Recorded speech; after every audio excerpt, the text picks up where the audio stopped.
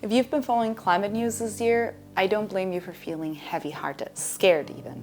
The tipping points that scientists have been warning us about for decades seem to be getting closer.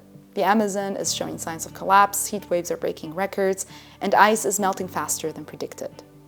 It's a lot, and with 2024 again being the warmest year on record, it might seem like nothing is changing. But good things did happen. It's just that those things rarely make the headlines. There have been climate wins this year, and they matter. And that's what I want us to focus on as we get into 2025. For example, I bet you didn't know that these things also happened this year. Data suggests that 2024 is a year we've started peaking on the use of fossil fuel-powered energy as wind and solar take over. By 2050, renewables could power up to 80% of the world. Of course, we should phase out fossil fuels faster, but if we only paid attention to breaking news, you'd be left feeling like nobody's doing anything anymore about the climate emergency. And that's simply not true. For example, these children in South Korea. They sued their government for weak climate policies and won.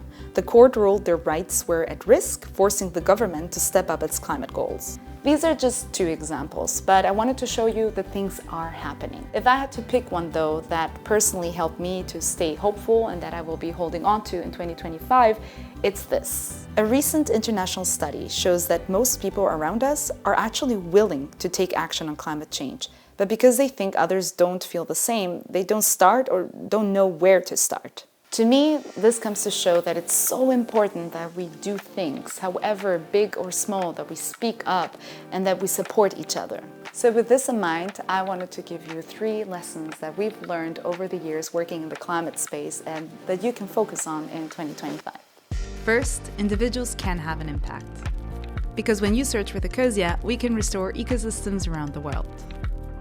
Second, there's power in community. Because we couldn't do this without our large network of local partners.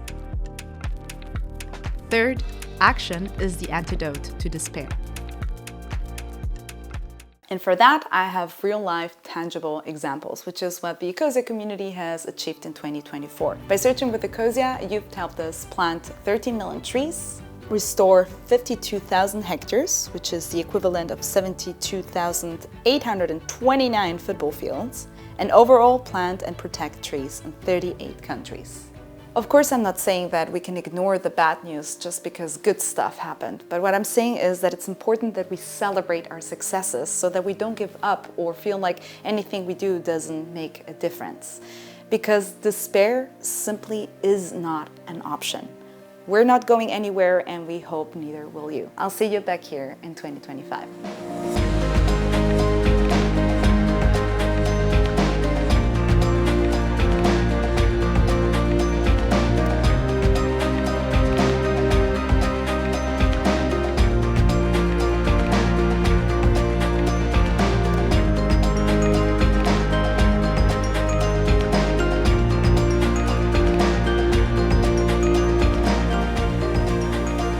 While we show you the mandatory credits, I also wanted to take a second to thank you very specifically, the YouTube community. Thank you so much for being here. We truly hear you. Thank you for every comment, all the love, the feedback, also the critical one. And I'd really like to hear from you. What gives you hope for the climate in 2025? Let us know in the comments and see you next year.